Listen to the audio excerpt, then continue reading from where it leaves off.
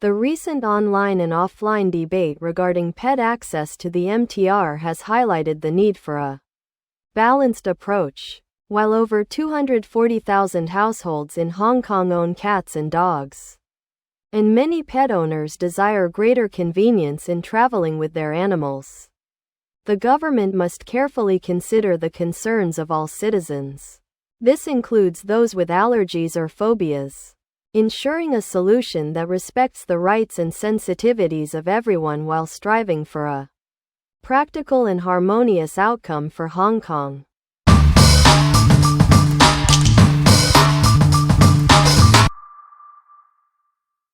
Social worker Chan Hung Sao, a member of the Frontline Social Workers group, was acquitted of rioting charges stemming from the August 31, 2019, Wan Chai clashes. However, the Department of Justice successfully appealed, leading to a retrial. The court found Chan guilty, citing her actions of supporting protesters and making false accusations against police using a loudspeaker, thereby obstructing police operations. She was remanded in custody pending sentencing.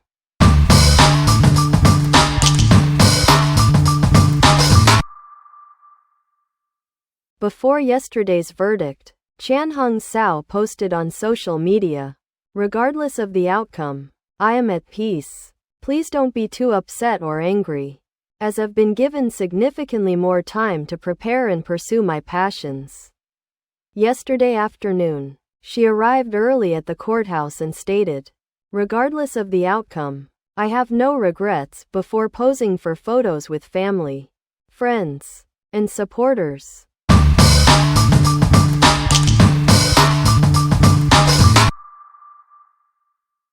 Social worker Chan Hung Sao's conviction for rioting has prompted the Social Workers Registration Board to suspend consideration of her license renewal, pending the April 9 sentencing and a full review of the case.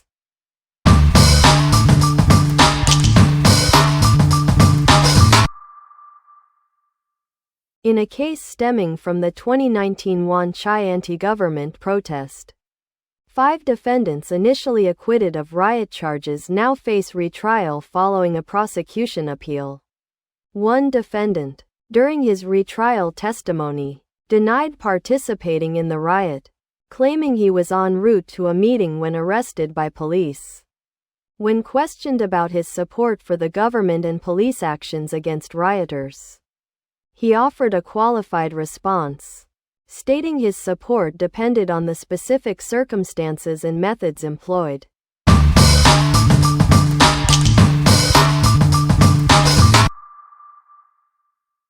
A fatal fire broke out in Wong Tai Sin Estate yesterday morning. A woman in her 60s, believed to have fallen asleep while smoking in her room, ignited nearby items with a burning cigarette. Firefighters rescued her from her burning apartment, but she was unconscious and later died in hospital. Her younger sister lamented afterwards, expressing that her sister smoked frequently, even while sleeping or using the restroom, adding that the incident was an accident and she wished she could have prevented it.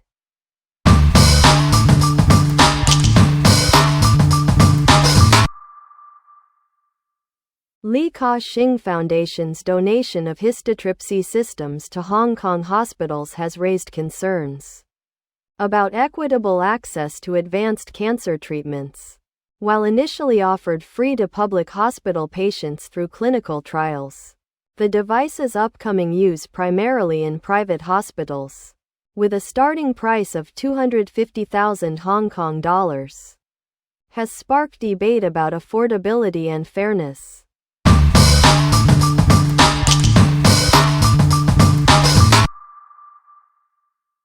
MTR's CEO, Jacob Kam, announced that fares will likely remain unchanged this year, citing the fare adjustment mechanism tied to changes in median household income, which decreased last year, while this year's freeze means a larger deferred increase to be recouped in the future, potentially exceeding 2 to 3% if applied at once next year. Some are urging a phased approach to mitigate the impact on passengers.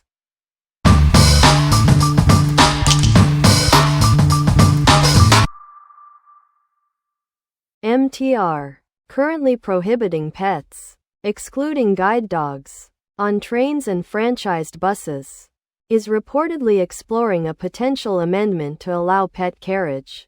Legislator and former MTR station manager, Chung Yan-yu, suggests a phased rollout, starting with weekend trials on light rail lines using designated pet carriages at the front and rear, before expanding to non-peak weekday hours and potentially other lines depending on public response.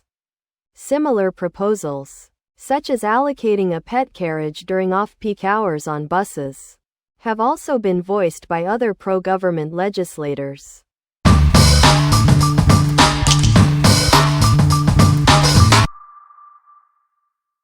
Starting next month, Hong Kong's Court of Final Appeal will begin live streaming substantive appeals, excluding cases involving national security, public order, highly sensitive political issues, child protection, privacy, or commercial confidentiality. The 2-year pilot program will allow public observation of hearings as usual.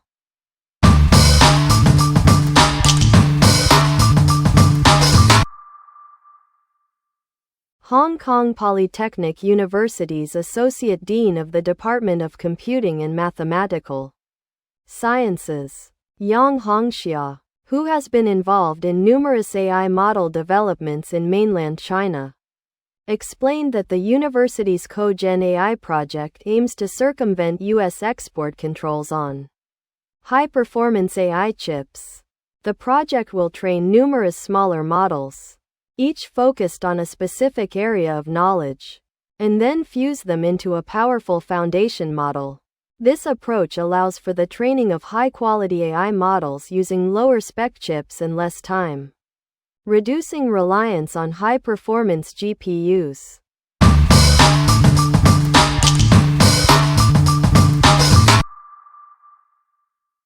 The trial of Jimmy Lai, founder of Next Media, and 3 Apple Daily companies, charged with conspiracy to collude with foreign forces, concluded its evidence phase. This is the first such case to proceed to trial without a guilty plea. The judge provided instructions on written closing submissions, urging the prosecution to prepare cases from common law jurisdictions such as the UK. Given Mr. Lai's extensive 52-day testimony, at least 2,000 pages, the judge highlighted the significant task of summarizing this evidence for the court. Oral closing submissions are scheduled to begin August 14 and are expected to last 8 days.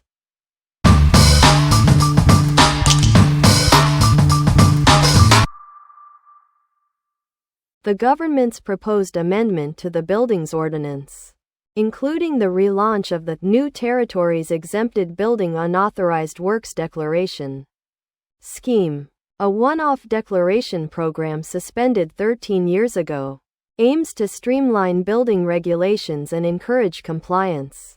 The Buildings Department is targeting implementation by the end of the year and promoting electronic submissions.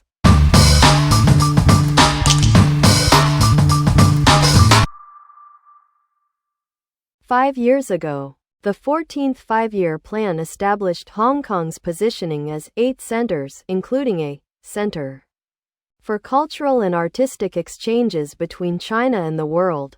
National Committee of the Chinese People's Political Consultative Conference member and tenor Warren Mock, pictured, highlights insufficient venues as a major obstacle, emphasizing the need for world-class facilities. He anticipates that the completion of West Kowloon Cultural District venues will address this, suggesting short-term collaboration with Shenzhen's Qianhai Cooperation Zone for performances, rehearsal,